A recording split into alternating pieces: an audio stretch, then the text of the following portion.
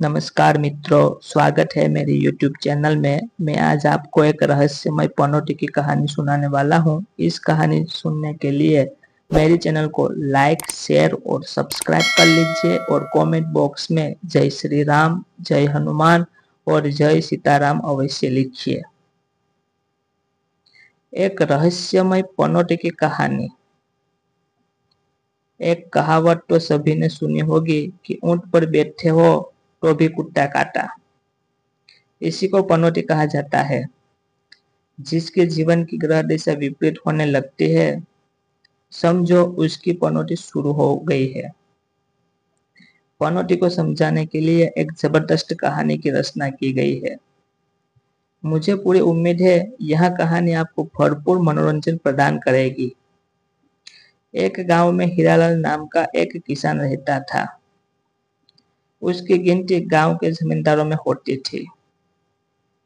उसके पास कई एकड़ पुश्तैनी जमीन थी, जिसमें वह खेती किया करता था।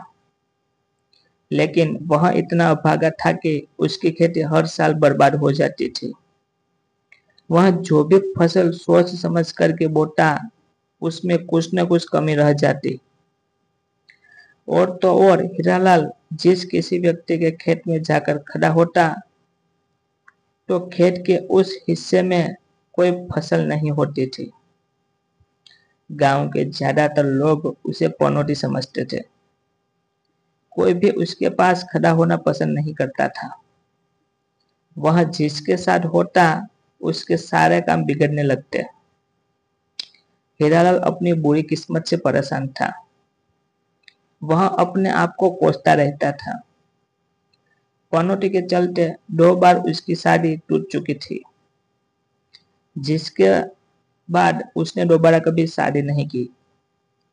भले ही हीरालाल की फसल हर साल बर्बाद हो जाती थी, लेकिन वह खेती करना नहीं छोड़ता था। इस साल मौसम विभाग की जानकारियों के अनुसार जोरदार बारिश होने की उम्मीद थी, जिसके चलते गांव के लोगों में खेती को लेकर डर बना हुआ था। सभी को लग रहा था कहीं ऐसा न हो कि हमारी फसलें बर्बाद हो जाए। लेकिन वहीं दूसरी तरफ हीरालाल के आत्मविश्वास में कोई कमी नहीं थी और वहां बिना डरे अपने खेतों में जुताई करवा रहा था। हीरालाल को नुकसान झेलने की आदत थी। गांव के किसान डरे हुए होने के बावजूद एक उम्मीद में अपने खेतों में बीज बोने लगते हैं। हीरालाल अपने गांव के कई खेतों में जायजा लेने के लिए चक्कर लगाता है, लेकिन किसी खेत के अंदर वह प्रवेश नहीं करता, क्योंकि उसे अच्छे से पता है कि वहां एक पनौती है। अगर उसने किसी के खेत में कदम रख दिया है और अगर उस जगह फसल नहीं हुई, तो इल्जाम उसी पर आएगा। हालांकि वह इस बात से अंदर या अंदर दुखी रहता था, लेकिन वह अपने दिल का दर्द छुपाकर अपने काम में लगा रहता था। गांव में लगभग सभी ने अपनी खेतों की बुवाई कर ली थी। बुवाई के दौरान पानी की हल्की बूंदाबूंदी हो रही थी, लेकिन बुवाई होने ही एक सप्ताह में गांव का माहौल बदलने लगा था। बारिश की बूंदों का आकार बढ़ चुका था। किसान अपने खेतों से पानी निकालने की व्यवस्था में लगे हुए थे। किसानों के चेहरों में साफ साफ बारिश का डर नजर आ रहा था, लेकिन हीरालाल के चेहरे में सिकन तक नहीं थी। वह बारिश से बेखौफ होकर अपने खेतों में टहल रहा था। एक रात अपना विकराल रूप धारण कर लेती है। गांव के आसपास के नदी नाले पूरे उफान में आ जाते हैं। पानी गांव के खेतों में घुसने लगता है और जैसे ही लोग सुबह उठकर गांव के चारों तरफ देखते हैं, तो उनके होश उड़ जाते हैं। गांव के सभी किसानों के खेत पानी से डूब चुके थे। पानी ने सभी की फसलों को नष्ट कर दिया था। किसान इस त्रासदी से टूट चुके थे और अब सभी को पूरी उम्मीद थी कि किसी किसी भी खेत में एक दाना तक नहीं होगा। और कुछ हफ्ते गुजरने के बाद वही हुआ जिसका गांव वालों को डर था। गांव के किसी भी खेत में अनाज का एक पौधा तक नहीं उगा था, सिवाय हीरालाल के। आसपास के गांवों को सभी फसलें तबाह हो चुकी थी, लेकिन हीरालाल ने इस वर्ष की खेती में इतिहास रच दिया था। उसके खेतों में आज तक इतनी अच्छी फसल नहीं हुई थी। उसे खुद इस बात पर यकीन नहीं था।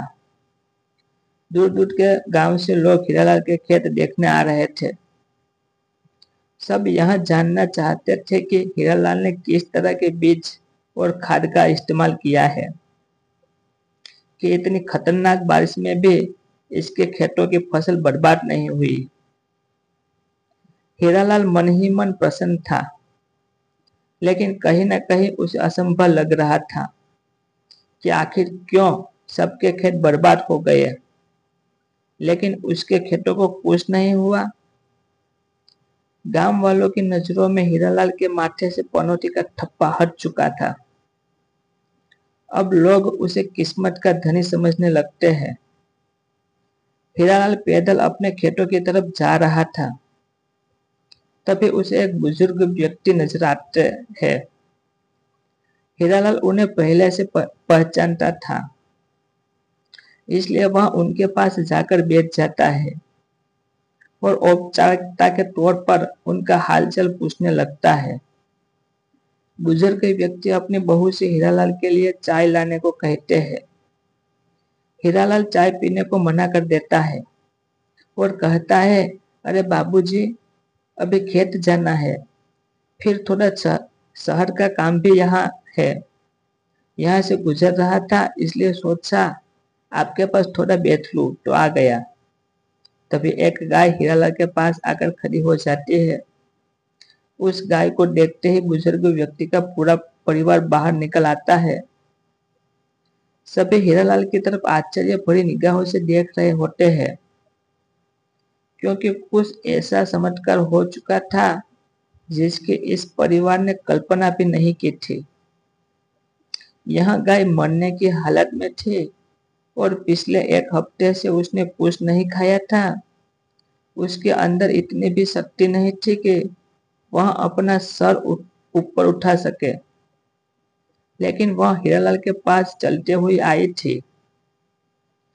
परिवार के लोग उस गाय को बहुत प्यार करते थे और वह उसका इलाज भी करवा रहे थे, लेकिन गाय की हालत दिन प्रतिदिन गंभीर होती जा रही थी। लेकिन आज जो हुआ, उसने हीरालाल को सबकी नजरों में एक फरिश्ता बना दिया था। धीरे धीरे गांव में यह बात फैल जाती है कि हीरालाल के आने से बिगड़े हुए काम भी बन जाते हैं।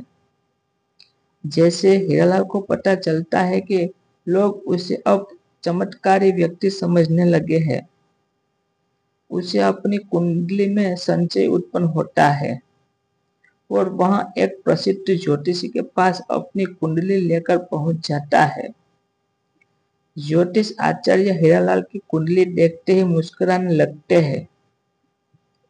ज्योतिषी बहुज्ञानी थे और वह हीरालाल के ग्रहों और नक्षत्रों से उसके साथ हो रहे चमत्कार को देख लेते हैं। वह हीरालाल से कहते हैं, तुम्हारा कुंडली योग कर रहा है कि तुम किसी भी व्यक्ति के बिगड़े हुए काम बना सकते हो, लेकिन उन्हीं ग्रहों का दुष्परिणाम यह भी है कि तुम्हारी वजह से लोगों के बने हुए काम बिगड़ भी सकते हैं और यह तुम्हारी मौजूदगी पर आधारित है। अर्थात यदि तुम किसी के अच्छे कार्य में जाओगे तो उस कार्य के खराब होने के आसार बनेंगे, लेकिन यदि किसी समस्या या तकलीफ में फंसे व्यक्ति के पास उपस्थित हुए तो उसके जीवन में सकारात्मक बदलाव होंगे और यही तुम्हारी किस्मत है। अब तुम्हें ही तय करना होगा कि तुम अच्छे कार्य के लिए पनौती बनोगे या बुरे कार्यों के लिए चुनौती। दरअसल ज्योतिष आचार्य का कहने का आशय यह था कि हीरालाल को लोगों के अच्छे कार्यों में जाने से बचना चाहिए और जो लोग परेशानियों से गुजर रहे हैं, समय निकालकर उनके पास जरूर जाना चाहिए। और यही हीरालाल के जीवन का सर्वश्रेष्ठ उद्देश्य हो सकता है, तभी उसे मन की शांति मिलेगी। हीरालाल ज्योतिष की बात समझ जाता है और अब वह अपनी जिंदगी का लक्ष्य लोगों की मदद करने को बना लेता है। हीरालाल अपने सभी काम करने के लिए नौकर रख लेता है और अपने खेतों में जाना बंद कर देता है। गांव में जिस व्यक्ति के खेत बंजर हो चुके थे, वह फिर से अपने खेतों में बुआई शुरू कर देते हैं और हीरालाल को अपने खेतों में चलने को कहते हैं और लोगों का यह टोटका काम आने लगता है। देखते ही देखते हीरालाल दूर दूर के गांवों में प्रसिद्ध हो जाता है। लोग दूर दूर से उसके पास अपनी समस्या लेकर पहुंचने लगते हैं और वह लोगों की समस्याओं का निराकरण अपनी क्षमता के हिसाब से कर देता है। अपने आप को पहचानने की वजह से हीरालाल का श्राप ही उसके लिए वरदान बन चुका था। हीरालाल लोगों के सेवा में अपना जीवन समर्पित कर देता है और इसी के साथ कहानी का आखिरी पन्ना बंद हो जाता है। इसकी जैसी मेरी रसप्रद नेक्स्ट वीडियो देखने के लिए मेरे चैनल को लाइक, शेयर और सब्सक्राइब कर लीजिए और कमेंट बॉक्स में जय श्री राम अवश्य लिखिए।